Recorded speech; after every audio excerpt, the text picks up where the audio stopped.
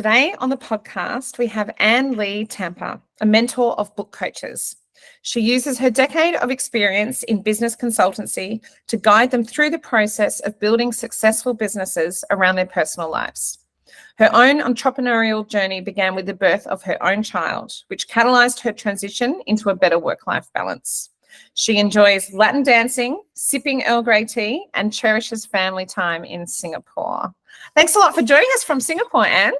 Thank you so much for inviting me. Very happy to be here. What prompted you to set up your business as a coach to book coaches?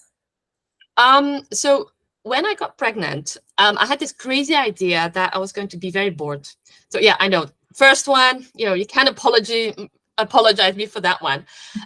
So I set up, I decided that, okay, I'm going to get bored during my maternity leave. Why not start writing a book? So you see, first one, if you're listening to this and you don't have any kids, this is what you go through. The second one, you know better. Yeah. And so I started working with this book coach, and I really enjoyed that process. So I was thinking, okay, really nice. And then, I gave birth. I realized I was not that bored. And then I had to go back to corporate. And I had my first interview, and they told me, Anne, you will have to, travel a lot, long hours. And I had this three-week-old baby in my hands. I'm like, I cannot do that. So I need to do something else that allows me to really be present with my kid. So that came the idea. I set up my own business. But then finding what would really fit me, my lifestyle, and my personality was like the next difficult step. And I remembered the feeling I had when I was a book coach, when I had trained with that book coach. I really felt, okay, I can do that. This is also something that I want to give to writer. Signed up for a training, went through the whole process of training as a book coach and editor. Had my first client, realized that that was not my thing. That it was actually... Why? The thing is that there's so many things that went through my mind, but I just think I didn't enjoy. I enjoyed being coached by a writing coach. I enjoyed the writing, but it's very different on writing than actually being the writing coach, because you have to get immersed in the writing of someone else. And I think I just had this very, I'm not going to say egoistic mindset, but almost, of where I want to focus on my writing. I don't want to focus on someone else's writing. So I was like, oh dear, what do I do now? Because, I had to work for such a long time on all these trainings and the whole thing. I was really ready to do it. And at that point, I had a book coach telling me, and you always have such good ideas on how to market myself, how to set up my business. Have you never thought of do some coaching? I was like, okay, why not? So I started coaching her, and that was the light bulb moment. Who did you start coaching? A book coach who asked me for her. You started coaching your book coach? Yes, exactly. Instead of her coaching you? Yes. Well, we were finished, right? So we didn't have, but that was such a light bulb moment of oh my God, I love this. Right, yeah. And that was it. I was like, this is so logical, right? I have all this business consultancy experience, which I really love doing. I love books, which is very cliche, but it's true. I can combine the two in this job that I never knew existed. Okay, that's really cool. And what happened with the book that you were writing ahead of maternity leave or during maternity leave? I was so bored during maternity leave. I still haven't finished it. Yeah, right. You need a book coach. Yeah, no, I'm working now with a book coach to get the idea really finished. So tell us about what it involves. What involves my coaching or the book coaching? Yeah, your coaching. Yeah. So my coaching, it's really it depends on the profile of the book coach, of course, but it's really we set up the business or we scale the business. So setting up is really the person who has done some editorial work, has worked in the publishing industry, who's now saying, okay, I want a job that is more fits with my lifestyle. So we try to find a business model that fits around that lifestyle. So because, for example, I've worked with a book coach and she wanted to travel around the world. So it was very difficult for her, for example, to have individual coaching, because that meant, more time that she had to be behind the computer rather than have a group coaching program, for example. So we really tried to figure out what is the business model that works for them. Marketing is the same. Like, what is the social media that works for you? For some, it will be Facebook. For others, it will be Substack. Still others say, okay, I want to do cold outreach. So it's really figuring out how we can get that book coach have their business that brings in money. Like for me, I don't want to sound one of those hard business coaches, but yes, it is important. We have to have the money. Yes. You have to fill your fridge at the end of the month. But also, how can you really lean into that creative mindset of being the book coach? Fantastic. How wonderful. It is difficult for authors to make a living from royalties. Is book coaching a viable business idea? Yes and no. Yes, because there's lots of things that you use as an author. You can use it as a book coach in your business. The simple fact that you yourself went through the process, of course, that is something that can make a link with your writer. However, I see that many writers, they start to consider book coaching as, an easy passive revenue stream, that it doesn't take that much work because, they have written a book. So it's very easy to teach that to someone else. Or while it's not because I have written a book that I can tell you how to write your book, because the writer will come in with their own writing style, with their own mindset, their own problems. And I've seen that sometimes writers, they are a bit, struck by that, or saying, oh dear, like I have to get into the book. And it's not that easy of saying, this is how I wrote the book. Now you can write the book this way. So it really, I think as a writer, it seems the most obvious choice, but you have to keep in mind that it is running a business. It is not as easy as setting up your website and saying, hey, I wrote this 20 books. I am the expert in writing books. Come to me. That's not how it goes. Yeah. But if for someone who invests the right amount of time and energy into it, it could be a wonderful. Oh, absolutely. Yes, absolutely. Yeah. You think it's a growing area? It's not even a growing area. It's an exploding area. I think like we really at this today, we're still in this stage of people saying, oh, book coaches, is there like a really market of anything like that? But there's so many books, so many people out there who now want to write their book. It's just an exploding market because, before the publishing houses, you had your book, you brought it to the publishing houses. The publishing house would take a lot of the work that the book coaches did. Nowadays, there's so many people who write the books, so many manuscripts that sent to the publishing houses. They don't have the time to do that anymore. So if you really want to stand apart, you do need some help. Or, I always say, you can write, everyone can write a book. You, me, we can all write a book. But the difference between just writing a book and really writing a book that you're proud of, that is going to be help, whether it's a book coach or an editor. And whether it's traditional or self-publishing or hybrid publishing, you need a book coach. Absolutely. Yeah, absolutely. I would say even more if you do self-publishing, because, a publishing house, if it rejects if 100 publishing houses reject your book with the same comment, you have a feedback. Self-publishing, it might be difficult to have that same feedback. And you really need someone who tells you, hey, this is not working, or maybe you can change about this or that. I see the difference with my book coach. The first time I submitted the manuscript, she's like, oh, this is a very nice ending, Anne, but have you thought about something else? And I was like, yeah, actually, you're right. This is not the right ending for my book.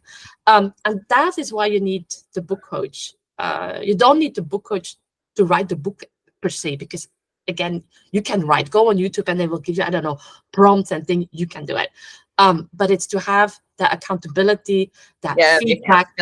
Yes, exactly. To bring you that really honest review on your writing, and make sure that you have just a good book out there. You want to be proud of that book. Yeah, it's really important.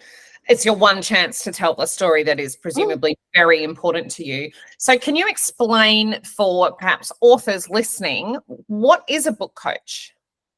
So there's a lot of definitions out there for a book coach, but for me, a book coach is someone who will help you in the process of writing a book. So there are book coaches who will develop an expertise in the first draft. There are book coaches who will rather focus on the marketing expert or on the query aspect. So it really depends on what you as a writer want get out from a book coach. What is not a book coach? For example, what's the difference between an editor and a book coach? Like, when would you bring a book coach into your life as opposed to an editor? A book coach is more the supportive aspect of writing. They really help you to improve your writing, ask the right questions. Like the example I gave on my ending. I knew that there was something around my ending that it was maybe not the one I really wanted, but then a book coach, they know, to really poke around, identify the gaps, the holes, that kind of things. An editor will more focus on the language itself. There's a lot of different editors, for example, but let's take the example of a developmental editor, which is the one that we get most confused with. A developmental editor will take the book that's already written. They will go over it. They will give you some feedback and that kind of thing. But they will not be the people that tell you, okay, now how can you make your book better? How can we write this scene or this scene? Of course, it's very, because book coach is not a protected name. Everybody can call themselves a book coach. So I've met editors who tell me, oh, I'm not a book coach at all, but they actually do the book coaching. So that's as an author, if you want to work with an editor or a book coach, really get your information, ask around, have that conversation with the book coach. What is it exactly that you're offering me? And I mean, if you're listening to this, a really great book that just came out, which is The Art of Academic Editing. Yes. Suggested. So even though it's really focused on academic editing, the beauty of this book is that it explains exactly what the different kinds of editors do. Like they talk about a line editor, a copy editor, the book coach, the developmental editor. And I feel like if you're an author who wants to hire someone to help with your book, please buy the book, because it gives so much more information. Like, for example, every single person that comes in will take the reader through the process of editing, of like line editing. What does the line editor specifically do? How can it help for your book? And I must say, this is the only book I know that's out there that makes it so specific. I learned so much myself because I was trained as an editor, but then it's very difficult to know the difference between a line editor and a copy editor and a development editor and a book coach. Like, it seems such a big plethora of there's so many services. terms. There are. Yes. And there's a lot of blurred lines between when is one type of editing a proofing or structural, it can be tricky for people to work out, especially when it's your first book. Yes, absolutely. So what kind of services does a writer need to source elsewhere, such as editing?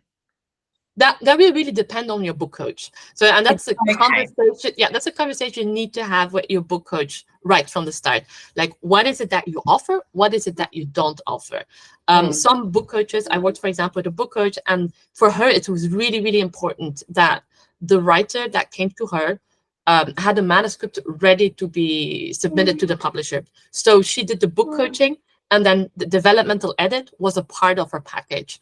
So that's the thing that you really have to have that conversation with your book coach. Okay, what is it exactly that we're talking about? What are your thoughts on, I know a lot of writers use writers groups for that feedback and accountability and support. What do you think the advantages are for having a book coach over a writers group? A book coach is someone who's on your side, a fully 100%. So I personally, I've been in writers groups, and I've seen it sometimes the feedback can extremely painful. Yes. Not taking into account where you're coming from, what you're doing for. Like, I remember sitting in a writers group, and there was this manuscript, very political. And in the same chapter, the person talked about the Irish independence, the Scottish independence, the Palestinian independence, and we had some Russia in there. For me, absolutely incomprehensible. And like, someone has to say something, but no one said something. And I'm like, you go with such a manuscript to a good book coach. That book coach will tell you, okay, we have to change something. You have to make a choice here. You have to they will poke you to make that a better book. Yeah. So, of course, it's great to be in a writer's group because it can give you some accountability. But if you're really serious about your book, invest in someone who's 100% on your side. Yeah, I had a writer's group. Never again. Yeah, no. I still remember we would send it to each other, and it came back from this one girl in capital letters, "I don't care." It was really quite aggressive. And now I don't, with my books, I don't send them to friends for feedback. I send them to friends when it's finished and ask them for a review, because I work with an editor instead. I had to find confidence within myself in what I was saying. And it was just, the dynamic was either overly sympathetic and not constructive criticism, absolutely, or just hurtful and unnecessary, sort of dragging each other down. So yeah, no, I totally agree. Like, English is not my mother tongue, so in writers group, that's always the first thing that comes up. Like, oh, you should, change the comma, the point there. I'm like, that's why you hire an editor for at the end. Nitpicking. Yeah, exactly. Yeah, but alternatively, I've heard recently from authors how fantastic their writers group was, and I've seen members of writer groups supporting each other at their book launches. So it can be good, but you have to be. It's all subjective as well, and you can end up being overwhelmed and confused. And then if you don't take your friend's advice, it's kind of a bit awkward, right? Thanks for the advice. Exactly. I'm going to disregard it, So I think working with a professional is definitely the way to go. Yeah, I mean, it always depends on what is your purpose of the book. I mean, if it's a book you just want to show your grandkids, maybe you don't want to spend in there. But if you want, you're a business owner, you want to put out a book out there, please, invest in a professional to help you really get your idea clear. Yeah. What does it take to set up a successful book coaching business? The first thing, you have to have passion with strategy. As I said, that is the big mistake I made in the beginning of I love writing and I love reading books, so being a book coach, yay, that is my part. But I also realized it would have been very boring for me at one point. I would not be able to continue doing that. I read a lot of books, yes, but I read more business books, for example. I'm still really obsessed with reading the newest business book, the newer business techniques. I know in 20 years, I will still be as passionate of my topic today than I'm in 20, wow, that didn't come out right. But I will still be very passionate about what I'm doing. So that's the first thing. Yes, passion, but realistic passion. Maybe that's a better term. Okay, I like passion with strategy. I think that's really clever. Yes, exactly. Because the thing is, there's so many things you can do. It's not because you're a writer that the only possibility you have to finance your writing is to become a book coach. There's so many things you can do. But when you pick book coaching, you really have to be passionate about it and have that strategic mindset right from the start. A second thing is empathy. No one will ever come to you with a book telling you, oh, I just want to write a book. Writing is very therapeutic. A book coach is not a therapist. I wanted to be very clear on that. But there's always something very personal in the book that comes. So you have to have that empathy of understanding where your writer comes from and where your writer goes. And also in the feedback you give, you don't want to make someone hate writing because of a comment you make. So you really have to be, I think, even more empathetic than in some other coaching business. As a business coach, yes, of course, I have to be empathetic and I have to be very careful of how I set a comment. But when someone comes in, for example, as a memoir book coach with a very traumatic story, you have to be able to really support that person and have the background to do so. I agree. My first client, Holly Dean Johns, we were going through, she had completed her manuscript, but we did close revisions together. And we would be doing these video calls, and I would start to say, oh, in this scene in the prison, and I stopped myself and I was like, I'm sorry, in your life in the prison, you know, because you've got to be, you know, have a technical mind for it. But I had to check myself, like, this is not a scene. This happened to her, and it was really terrible. Prison in time. Yeah, exactly. Yeah. So but what the other thing that I found that has surprised me is that I get as much pleasure from the success of my clients and their books doing well as I do my own book. It's indistinguishable, the happiness that it provides. So, and if anything, I'm more comfortable plugging my author clients' books than I am my own, where I'm a bit like, little bit, like, I'm used to it, but like, do you know what I mean? So book coaching can bring a lot of happiness. It's a really close relationship that you have. Oh yeah, absolutely. I mean, and that's again, you know, the passion with the strategy. You're able to bring your clients to that end of writing the book, but then again, you're 100% behind them as well. And I have that in my business coaching as well. I get really excited when I see a client take off, and I'm like, oh yay, you know, you go amazing. For it. Is there a client that you could tell us about, like in terms of if they have a certain niche in their coaching and the kinds of authors that they're working with?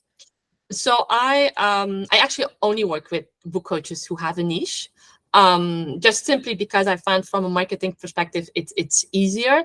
And also from a technical perspective, I always have a bit difficult when people tell me, oh, I have no problems coaching memoir as fiction. And I'm like, yeah, you know, that's very, very different genres. They have their own specificities. So you have to be very careful about you know, what you coach, and if you really have that expertise. Now I know there's lots of book coaches who will say, and not true, but you know, that is my niche as well. And I'm like, okay, I really work with the book. Your niche is niches. Yes, exactly. I really yeah, because what are examples of book coaching niches for the audience? Yeah, so one of my absolute dream clients is Jessie Vega, and she works with BIPOC people. Like, she wants them to help change the narrative. Like, you know, we have this very stereotype ideas about Black people, about Asians, and she really works with clients who want to change that narrative. So, and that's really right up my alley, because I'm like, okay, we really helping people to bring in books, not just the main book voices. I've seen her on LinkedIn. She's impressive. Yes. I really love. Like, I love Jessie. That was like, you know, that's one of the clients you say, oh my God, I'm coaching you for free if needed. That's wonderful. That's great. Did you help her start her business or scale her business?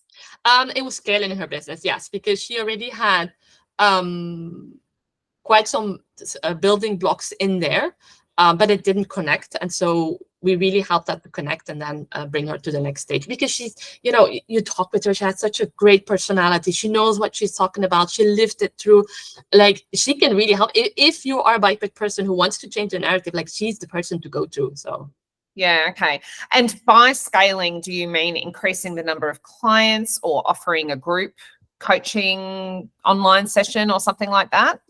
Yeah, and in her case, it was indeed scaling in revenue. So I'm also a bit careful of saying scaling in clients, because I find it very stressful. You know, if you say, okay, in 2024, I want to have 20 clients, and then you get into August and you only have, like, I don't know, 2 clients, and you're like, oh my God, how am I going to do those 18 other clients? But if you set yourself up or say, okay, this year I want to earn 100,000 K, and you get in August and you only have like 40,000, then like, okay, how will I get those 60,000? Then you can be more creative with what you're going to offer. So that was like a business tip, parentheses. That's a great tip. Okay. What are your tips then for finding clients and carving out a niche? First of all, well, it's carving out that niche. What is it that you're most comfortable with? And there's really no right or wrong. I'm convinced there's a market for every single book coach out there. And there's even more of a gap in the market of people who specifically specialized on something. Like, I've talked with this person, and she specialized on memoir centered around the Vietnam War. So, you know, a very specific niche. But like for me, that's a perfect niche because it's very specific. You can develop your expertise in that. It doesn't mean that you never will have other clients. You know, some clients can be very attracted by that kind of coaching style and will go for it. But at least like you have your niche, it's very clear what you do and with who you work. And that makes it so much easier from your marketing perspective. Like, you know, when someone tells me, oh, I coach everyone. Yeah, okay, but yeah, okay, fine. I will probably never refer someone to you because I just can't remember. But if someone tells me, oh, I'm writing a memoir on trauma or on depression or on Vietnam War, then I'm like, oh, yes, that is the book coach you have to talk to. So first of all, yeah, that niche. Be very convinced of your niche as well. Like the book coaches I work with, they didn't choose the niche because of the money. Money, of course, that's the basic line and it's important in the whole thing, but they really live and breathe their niche. Like I recently was talking with a book coach and she specializes on Muslim writing. She lives and breathes it. It's not like, you know, it's not something of like, oh, I know Muslims have money and so let's focus on that. It is, I really want books out there written by Muslims about the Muslim culture that, you know, that make a difference in the world of how we see Muslims. So 2 things, have a niche. I have a niche on which you are passionate. And then I forgot the second part of your question. Finding clients. Finding clients. What are your tips there, especially when starting out? If you're starting out, the first thing to do is like you set yourself up an email list, a page holder on the web. That doesn't take a week, people. That takes an hour. You go on any website. There's so many out there. You can just make a simple page of like, oh, keep updated. I am going to launch. And then you make a list of all your friends, family, colleagues, and you start writing an email to each of those people every day. I always say 1 a day. You send the email, you send them to your website, you tell them what you do. You say, hey, how are you? You know, I quit my job last year and that was because I want to become a book coach. Now I'm ready to launch. This is what I'm going to have. And you don't even, I'm thinking like, I'm talking about this website. You don't even need that. You just need a small offer. Like you can just say, okay, my introductory price is going to be, I don't know, $1,000 for 2 months of book coaching, and this is what I look for. If you're interested, if you know someone, send them, so that you get the ball rolling. And then then you just plug in your other marketing. And again, you plug in the marketing. Setting up a website doesn't take 6 months, and people going on LinkedIn publishing doesn't take 6 months. Just get it out. Will you say stupidities? Oh my God, yes. I think if you would go see my first post I did on LinkedIn, they were horrible. But that is how you improve, and that is how you get that ball rolling. There's never going to be, oh, this is the perfect moment. I have the perfect website and the perfect content strategy and the perfect marketing strategy. You'll never get there. I mean, I'm still not there. But you have to improve and you have to start somewhere. So have your niche, have your passion, have your offer, and send out those emails. Yeah, don't overthink it. You're an action woman, aren't you? Yeah, exactly. Because you have to start somewhere. And I see like website.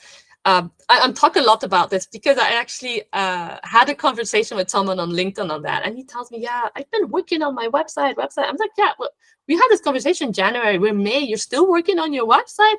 He's like, "Yeah, but I want it to be perfect." I'm like, "You're procrastinating. You are procrastinating." Ship it. You got to. Exactly. I interviewed the founder of Vow Foods, and they invented the mammoth meatball, which made international headlines. They're cell-based meat grown in a laboratory. And I'll never forget, he said to me, I can't wait to launch. They've been working on their first product in restaurants in Singapore, high-end Singapore restaurants, for like 8 years or something. And he said, what we launch is going to be our worst product. I can't wait to do it. And it's only through the feedback. Then we'll make a good product. So let's do it. He was like, oh yeah, it's going to be the worst, even though it's 8 years of work. So I was like, that's my approach. Just launch, Yeah, exactly. And you will yeah, exactly. You will fall flat on your face, and they will offer that don't work. But at least you have that feedback. You're like, okay, this is not what my audience wants. Let's figure something else out. And That's Yeah. how you really you have to get out there. That is the most important thing. Because it's so difficult to speak about yourself. It's actually not doing the action. It's just, building that muscle of talking about yourself, selling yourself, and that, you have to start somewhere. You do. I can see Yeah. why you're a great coach. Yeah, I get very passionate each time. Yeah, you have to be. It's wonderful. No, it's wonderful. What's a fairly common challenge that your clients encounter in their book coaching businesses? And do you have any tips for either avoiding it or just going, this is a really common challenge? I would say this is true. Once again, the niche, especially when they start out. I'm always surprised how many people know that niching is the way to go, but then they're very scared to do the niching. So, one point, just go. If you don't have a niche, because that can also be difficulty in the beginning, that's perfectly fine. But just get your first clients, because then little by little you'll say, okay, actually I really like to work with those people. Like, I'm going through that process myself. In the beginning, I was open to any book coach. Now I'm like, okay, a book coach who's not convinced that they want to niche, and a book coach who doesn't want to make an impact. Like, for example, I rarely work with people who do business book coaching, because very few of them really want to help writers to get out books that impact. It's more like, oh yeah, business book coaching is, the one where I get the most money, so let's do business book coaching. So that's the first thing. Yes. My niche is nonfiction. Are you going to tell me that's way too broad? Because I have memoir clients and I have business book authors and self-help. Yeah, I would say, yeah. But I think you also just started, right? So yeah, I started in October. Yeah, we'll have that conversation in 6 months. I'm sure that you will tell me, I want to work with the memoir ones, or I want to work with the business book coaching. Okay. And my thinking is, because of what you wrote as well, that probably you're more attached to the memoir one. So yeah. But as a journalist, I interviewed business leaders in tech, and I loved that. So it allows me to, and I love business journalism. So well, it still stays in the nonfiction, right? It's absolutely nonfiction, so, yeah. But I do think that in a couple, pretty broad. Yeah, it is broad, because and it doesn't mean that because you say, okay, I do only memoir, that you will never work with a business business author at all. But it just makes you more of an expert in memoir. Yeah. And that's not, but it's very difficult. Like, I know I don't want to say no, you have to go for your niche. Absolutely food for thought. But perhaps it could be that, I bring on book coaches who really are 100% focused in memoir. Yes, that exactly. is their expertise. And I could, as the publisher, have an interest in all the nonfiction categories, because I love it. But it's something to think that business owners need to think about and be really clear. Yes, absolutely. And you said there was a second challenge. The second challenge is really that marketing aspect of where to find the clients. And there again, when it's very linked with the niche, we will take your example. You have memoir and business book coaching. A memoir writer will not be in the same places as a business book owner, though it's not a business book writer. So it's really figuring out, okay, where are those people? Because also, like, a memoir, I don't know, the person, for example, we'll take the example of Jessie. So Jessie, who speaks a lot about diversity, and she went to a construction conference. I would never have thought of going into a construction conference as a coach that focuses on BIPOC and changing the narrative. But her audience is there. So she came out of that conference with 3 clients. And I'm like, yes, that is it, because she knows inside out her work, what she wants to bring, who she wants to target. And that is when you have your niche and you can really focus on that. You're going to see, oh, there are pockets where people are not. I worked, for example, also with a book coach, and she specialized on thrillers. So I said to her, why don't you go to a medical conference?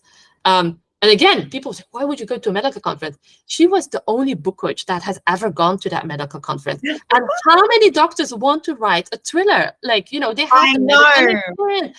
So it's that kind of nuggets that I'm like, if you're really into your niche and your thing, it's surprisingly how you will say suddenly, oh, there, or there, like, There is my audience. Yes. Yeah, Exactly. funnily enough, I have sat in many GP surgeries and been sent manuscripts afterwards. So GPs are smart, and I think they would have a lot of stories, right? But there's definitely something in that I've observed as well. Okay. Okay, so that's really, and so with the marketing, once you have your niche, your marketing will be so much more effective. What do you think? What's like a marketing tip for you? Social media, is that the predominant way to market nowadays? And in-person conferences. For me, it's what you are more comfortable with. Like, I have people who are extremely introvert. I am never going to tell to them, oh, your marketing is become a public speaker. If you're super introvert and this is not what you want to do, yes, then we have to find other marketing methods. Now, we always think about social media as the number one marketing method, but there's so many other marketing methods you could do. I mean, there are people who now have entire businesses without being on social media at all. Like, I had my first business as a networking coach. I never published anything on LinkedIn. I never had a website. I did it all word of mouth, reaching out, sending emails, because people saw what I was doing. So I didn't need that. What is really important is like, where do you want to show up? Like, what makes you comfortable? At the moment, I'm a little bit in a hate-love relationship with LinkedIn. So it's like, let's try another marketing method. And I discovered podcasting. I really love doing that. And that's the thing that I'm like, okay, you're going to be so much better if you do podcasting, because that's your thing. Like, I love to talk. I love to interact. And I mean, if I would have lived in the US, I would probably do lots of in-person events. Because that is my thing, but I'm very sure that it's not everyone. The thing is to find a marketing that's fun for you. Like, if you feel panicked because you open your Instagram and you're like, oh my God, I didn't do a Reels today. Is it really because this is not your marketing method, or is it because you're just having a bad day? So yeah, marketing really depends on you. What is it that you can? Yeah, I love that. Okay, terrific. Well, that was an amazing insight into the world of coaching book coaches. You have clients around the world, don't you? Where can people find you to hear more about your services? So you can find me on my website, which is www.ly-tampere.com. And you can sign up for my newsletter. So it comes with a free training on goal setting, because that's one of my pet peeves as well. We can all set up a business, but then how do we apply the plan concretely? So, okay, fantastic. That's really great. And because you were saying to me in a previous conversation, you have a lot of clients in the United States and Australia. Yes, exactly. Yes. And because it's a global business that you can operate. So if someone's watching in the UK or something, they can very much get in touch with you. Oh yeah, absolutely. Yeah. It is more of the like the timings, but then I work with my European clients in the afternoon and with my US, Australia in the morning. So amazing. Fun fact: you were in diplomacy before you started this, weren't you? Yes, can you just tell us about this? Yes, so I worked as a representative of the Belgian government for UNESCO, because my initial studies is cultural heritage law, and so I did a thesis on artifacts that were illegally taken out of the country, and that brought me into UNESCO because, of course, like Belgium, there's a lots of artifacts in Belgium that were taken out of the countries during colonization. So super interesting job. Yes. By who? Oh well, but with the Belgian colonization, for example, Congo. There's a lot of things from Congo that are still in our museums. Yeah. So that was amazing to work on. And then, of course, World Heritage as well. So sites to get on there, checking that they continue to be on there. So yeah, it was really, really an amazing time. Unfortunately enough, then UNESCO lost 25% of their budget. And that's where I was pushed into the financial side of things. Because, as a representative, I had to get into those budget meetings. And then you hear like, okay, we're going to close this office. But when you close that office, it's, it has so many consequences on the people who work in that office, who do the job, also on the missions of UNESCO. So that actually, it really comes there that I have that dual mindset of like, yes, as a book coach, you have to focus on the book, and you cannot date that you just are a coach. You have to have the creative mindset, the empathy, the thing. But at the other hand, you also have to develop your financial muscle, because you need to survive, and you don't want to be in this position where you cannot do the work that you should be doing because of the fact that you're not putting yourself out there and earning the money you need. Fantastic. Yeah, absolutely. Both are just as essential as the other. Absolutely. So what an interesting career you've had. Really good to be in touch, and I hope we can collab again. And if I'm in Singapore or your Sydney side, we need to do lunch. Oh yeah, absolutely. I'm looking for the Sydney Writers Conference. I've never thought about it, but I'm like, I need to go to Australia. I actually never met any of my clients in life, so I was like, I need to go to Australia next year. You must come to the Sydney Writers Festival next year, absolutely. And we can organise a big writers event or something even. Yeah, that would be amazing. Yeah, wonderful. Excellent. Well, thank you for giving us your time today, Anne.